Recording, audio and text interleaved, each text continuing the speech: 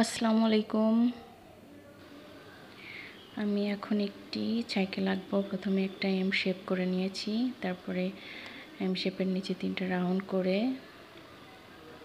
পরে 2টা চাকা বানিয়ে নিচ্ছি।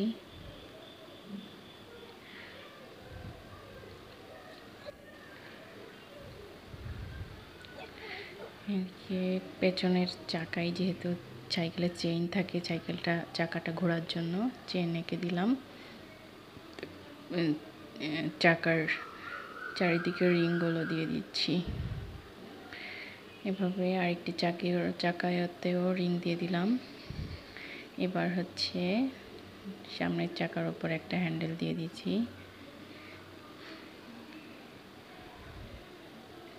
একটা বসার যে ছিটটা এঁকে নিলাম।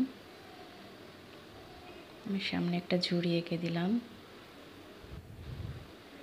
এবার দিয়ে দেবো প্যাডেল। এরপর শেষ।